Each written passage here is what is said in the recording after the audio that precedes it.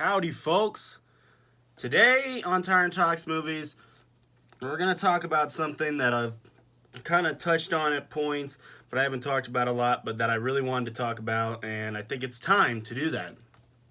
Now, there's a lot of great film franchises out there. Well, not great, but they're good film franchises. Fast and the Furious, trying to think. Rocky, I actually really like the Rocky franchise. Also, Star Wars, I love that franchise. But I want to talk about something bigger than a franchise. I want to talk about a universe. Now, we have never seen a universe like this in film, with so many interconnected franchises, with such a big entertainment value that's grossing high numbers every movie and is putting out quality films, like close to almost every year. And that, of course, is the DCEU. Now, what I love about the DCEU is that the movies, one, their commercial and financial successes. Oh shit, you probably can't see that. Can you read it? Can you read it? Okay, cool. They're also just great movies. Ah, there we go. Ah. Yeah, no, I fucking hate the DCEU. I only really like Shazam. I can deal with Aquaman, and Wonder Woman is not nearly as good as everyone thinks it is. But we're not here to actually talk about those pieces of shit. We're here to talk about some actual good movies, and that is the MCU. Now, today I want to talk about my top 10 favorite films in the MCU. Now, what I want to do with this video is I don't want to approach it to where I'm just giving praise to these movies. I want to call out the bullshit in these movies, but then talk about also why I love these movies. So, let's start. At 10, we got Iron Man 3. Now, first off, the villain in this is kind of, Aldrich Killian, not super intimidating. I just didn't do it for me as a villain. Another problem I have with this movie, they sideline Happy for the whole movie, and it's kind of like, I liked Happy, he was kind of a good comic relief character, but I guess you really don't need him when, you've got someone like Tony Stark who's always cracking jokes, so, I don't know. Also, this movie has no AC/DC, which I thought was kind of fucked up, because, it's in the first couple Iron Man movies.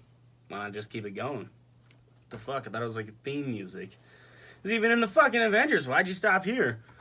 But let's go into shit I like. I like the action in this movie. It's cool because you see Tony having to use his intelligence to get himself out of these situations. And it's interesting because it shows that, while he has no powers, he knows how to get out of these situations because he's super fucking smart. And that's good to see. That's very nice to see. The airplane rescue scene, the Air Force One rescue scene, I should say, is really fucking cool. Saving 13 people while in free fall, that's pretty fucking cool. The twist in this movie is also very good. I like Ben Kingsley. He's pretty fucking funny in this movie. And people who complain about not being comic book accurate, shut the fuck up. Shut up. Just shut up. Also, I like Robert Downey Jr., as I do in most MCU movies he's in. As I do in most. Iron Man 2 kind of, ugh, for me. I like the expanded role of War Machine, too. I like Don Cheadle as an actor. I think he's a very good actor. They should utilize him more in the MCU because he is a great actor. Also, it's just an overall likable movie. I don't see what everybody's fucking problem with this movie is. Seriously, God. Alright, number 9, Black Panther. Now, I know a lot of you are like, Tyron, you said this movie was awesome. Tyron, you were always talking about this movie. Yeah, I know. I know it also won Oscars, but there's some fucking problems with it, alright? First off, the pacing is kind of shitty. It can get fucking boring at times watching this movie. I'm sorry, it just kind of gets boring at times. Also, the effects in the final battle between T'Challa and Killmonger are just, they are hot trash. Jesus Christ. I'm about to scream. But this movie does have a great villain. I love Michael B. Jordan as Eric Killmonger. He gives a great performance. His philosophy makes sense, but his radicalized methods make him seem insane. So, I think he's a good character. I like him. The cast is great. Lupita Nyong'o, Denai Guerrero, Letitia Wright, Chadwick Boseman, Michael B. Jordan, Forrest Whitaker. You got Andy Serkis as kind of a comedic relief, which is nice. You've also got great female representation. I like how all of the women in this movie are either badass or super smart. I like the narrative and character-driven story that Ryan Coogler tends to create in most of his movies. Also, this is Ryan Coogler and Michael B. Jordan's third team-up. I'm eagerly waiting for a fourth, because so far they've got a pretty good track record. I really like Fruitvale Station. I fucking love Creed. And I like Black Panther. These are 3 good movies with a talented director and a talented actor. I want to see more of that. I want to see this become like a Tarantino, Samuel L. type thing, you know? That'd be nice. That would be nice. Okay? That's all I'm saying. Number 8, Guardians of the Galaxy Volume 2. Now, first off, this lacks some of the charm of the first film, you know? I just feel like they try to recapture it, and it doesn't work as well in this movie because this movie is kind of different than the first one, and the focus of this movie is different than the first one. Also, some of the jokes fall flat at times. It's just kind of like, that's not really funny, or that's been said before. And it's just kind of like, we don't really need it right now. Also, fuck Taserface. Taserface was kind of a shitty character, but he was needed to move shit forward, I guess, and so that we could learn more about the character. So Taserface served his purpose. Just kind of a shitty character. Now let's get into it. Great music. Again, I really love the soundtrack from this movie. You know, I was a big fan of the soundtrack from the first Guardians of the Galaxy movie. And this movie has a much better original score. This movie gets, like, fucking intense. And it gets real fucking sad. Especially in one scene, which I'm going to get to in a bit. The humor's good. I like Baby Groot. Rocket's his sarcastic, usual asshole self. Drax is pretty funny in this movie. I like Peter. Gamora is unintentionally funny. I don't know. You got great performances from all the cast. Michael Rooker did an excellent job with Yondu this time. Bradley Cooper did a great job with Rocket. Chris Pratt was great as Star-Lord. I love Kurt Russell as Ego. Zoe Saldana was good as usual. Dave Bautista was pretty hilarious in this movie. You know, Vin Diesel just said shit in a microphone. They put some weird effect on his voice to make it cute, and he got paid probably quite a bit for this movie. Fucking crazy, right? Also, Sean Gunn's pretty good in this movie as Kraglin. I like him. Thing I really love about this movie is Yondu's redemption throughout this movie. It's really nice to see this kind of character development in a Marvel movie because you usually don't get it, especially with, like, a former pseudo-villain, I guess. And, like, it was really nice to see this, and the sacrifice at the end of the movie, it really has an emotional impact. And that's what I think is great about this movie. It has impactful emotional moments, you know? They're not just, like, it doesn't feel forced, and it doesn't feel, like, weird. It just feels natural in these moments, and it really impacts the audience. And it's really great. Also, they explore the emotions of the characters in a way that Marvel rarely does. God, I thought this sequel was going to be kind of shitty, but then I went into it and it was super emotional. I was like, holy shit. Like, you learn new shit about each character. And it's honestly great. I like it. I like it a lot. Let's move on to number 7. It's Iron Man. Now, first off, before I talk shit about this movie, I want to say one thing. This movie kickstarted the MCU, and it revived Robert Downey Jr.'s career, and that was great. And to think that this whole arc will be closed in a fucking week or so is just fucking crazy. But let's get into the bad shit. First off, the third act is rushed as fuck. They just cram a bunch of shit in there, and it's just like, like, it doesn't make sense at this point. This should have been more spread out. Like, what the fuck? Like, seriously, set the plot in motion earlier, you dumb... Whatever. Jeff Bridges feels kind of wasted in this role as Obadiah Stane. I just think he could have been used better. Terrence Howard, I don't like him as War Machine. I wouldn't believe him as, like, an Air Force colonel. I don't believe that shit. Fuck that. Let's get into the good shit. Great effects. They still hold up today. You look at the first Iron Man, it doesn't look like shit. It actually looks pretty cool. Also in this, I like how Tony is, like, mortal, you know? In the movies now, it seems like he has, like, a gadget or something for everything. Whereas in this movie, he's just building, like, his first 3 suits. So, you know, he could fucking die, and he almost does die. It's crazy. Another thing I like is I like RDJ. Robert Downey Jr. is just fucking amazing in this movie. He is so perfect for Tony Stark. He has this sarcastic personality and kind of elevating himself. I don't know, the way he speaks in his speech. It's crazy. He fits the character so perfectly. He was made for this movie. And then the post-credit scene, which really solidified this as, like, something different that was, like, leading up to something else. It was teasing other movies with the appearance of Samuel L. Jackson as Nick Fury. It was fucking crazy. Anyways, let's move on. Number 6, Civil War. I like this movie. one thing, Zemo has a weak presence as a villain. You know, don't really like that. Kind of sucks. He just, I don't know. I don't know. He doesn't really intimidate me at all. I get that it's supposed to be them fighting themselves, but like at the same time, at least have somewhat of an intimidating precedent or presence. Jesus Christ. Also, at times this movie seems more like an Iron Man story than a Cap story, but you know, it's still good. The idea of conflicting ideologies being able to tear apart the team is kind of a great concept. I just wish there were more heroes to make it more like the comic. I don't know. Yeah, it's just me. But I do like Tony's story throughout the film. I also, one thing I really like in this movie is Black Panther. Black Panther was better in this movie than he was in his own movie. In this movie, he had an arc. He had a story for himself, and we saw that arc completed by the end of this movie. And it was great. It sold everybody on Black Panther in the MCU, but in his movie, he doesn't really have that much of an arc. I don't know. One thing I will say, the airport battle is still fucking phenomenal. I love the airport battle, dude. It's like throwing all your fucking action figures at each other. It's amazing. Also, the final battle has some real emotional stakes behind it.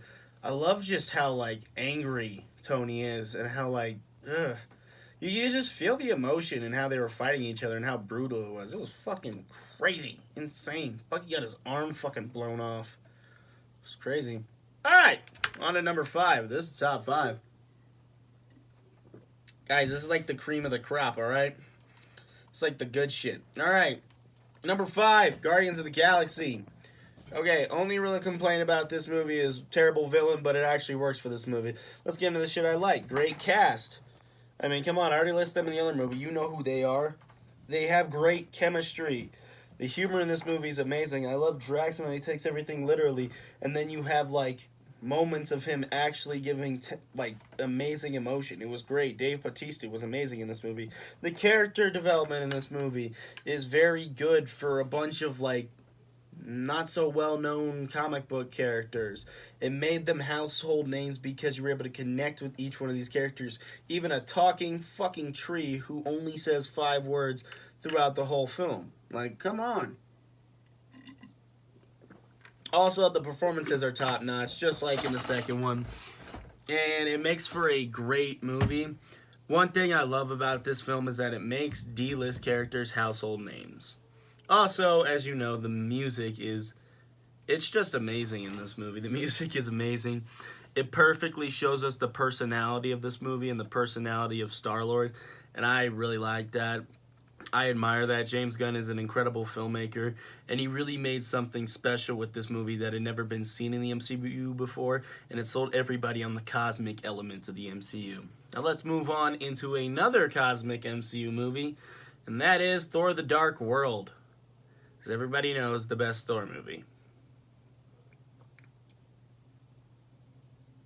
Nah, fuck you. It's Thor Ragnarok. Okay, now first off, I don't really like the Asgard scenes here. Compared to the Sakaar scenes, the Asgard scenes are just kind of fucking boring. Like, really fucking boring. Even the final fight at times is kind of eh. If it was taking place on Sakaar with all that colorful shit, it'd be like, whoa, shit. Also, Hela isn't that great of a villain, and she has very little character development, if any at all. Cate Blanchett brings a little something to the character, but not really that much. You know? It's kind of like, what the fuck? Also, Carl Urban feels a little weird in this movie. I picture him as Judge Dredd, you know? Because he was fucking great as Judge Dredd in the Dredd movie. But, you know, in this, I just don't see it. You know, it's weird. I hate when people cross over in superhero movies. It's fucking weird. Also, Thor's friends finally fucking die, making it possible for Zachary Levi to play Shazam, which was awesome. Fucking love that. Also, Taika Waititi is amazing. The humor in this movie is fucking great, and it creates a tonal shift in both the movie and the character. These are no longer Shakespearean dramas with weird fucking romances and Natalie Portman's wooden acting in these movies. They are now, like, funny fucking movies, but with some serious weight, with a funny fucking character in Thor who no longer talks like a Shakespearean and makes actual fucking jokes, making him seem like a person for once. Also, the humor, like I said, is amazing. I love the humor in this movie. It is so fucking good. Like, literally, Like, most of the jokes land. This has the funniest Stan Lee cameo. And to be honest, I love the improv moments in this movie. And you have great supporting cast with, main star is Chris Hemsworth. You have a great supporting cast of Tom Hiddleston, Tessa Thompson, Mark Ruffalo, Taika himself as Korg. You have all these great supporting characters that they can play off each other for great improvised moments and great humor. Also, I love the Planet Hulk shit in this movie. Because, Hulk being a gladiator on a planet, if you read the comics, you know. Shit's cool. Also, it finally gives Thor the powers of a fucking god. Like, seriously, in the past movies, he's been pretty fucking nerfed. The only time he wasn't nerfed was when he was fucking mowing down frost giants. That was the only time he wasn't nerfed. Every other time he was nerfed until this fucking movie. I mean, seriously, come on. Kenneth Branagh and whoever the fuck directed The Dark World really fucked this dude up. Alright, let's move on to number 3. Ooh. Captain America, the Winter Soldier. Okay, first off, the Batroc thing, he's fucking useless. I don't get why he was even in the movie. I feel like it was just a cameo for fucking nerds. Dude, deaths don't feel impactful because they get fucking resurrected. I get it, you don't want Nick Fury to die, but like, if he would have died, that'd been fucking crazy, right? Also, Bucky's emo eye black look is, it's fucking funny. It looks like he's saying to his mom, it's not a phase, like, it's fucking funny. But, in this movie, first off, Cap's suit is way better than all other suits. Like, seriously. The first Avengers suit, not bad, but kind of clunky. The Avengers suit looked like absolute shit. Winter Soldier suit, the fucking stealth suit, the navy blue, that's just fucking insane. Civil War is just kind of clunky. Age of Ultron, kind of clunky. Don't like it. Too many fucking colors with Age of Ultron, too. Like, it's like all the fucking colors, and it's just like, ugh. God. I do like the one in Infinity War. But still, the Winter Soldier, man, best fucking suit. I'm telling you, best suit. It looks so sleek, and it looks like he could actually, like, fight the way he does in it. It's crazy. Also, the tone of this movie is fucking dark, and it stays dark most of the way through. There's not, like, just straight-up comedy scenes or anything. Like, they crack jokes at times, but it's still serious shit going on in the background, I like the themes involving change, government's influence over people, fear, and freedom. I like that. The pacing of this movie is fucking excellent. I love it. Seriously, it keeps you engaged at all times. It's fucking crazy, honestly. And there's amazing action. First of all, the elevator fight is fucking insane. I also like the first scene where Cap's just destroying motherfuckers on a boat where he's just kicking people over the side and just, like, probably killing people with throwing his shield at them. It's crazy.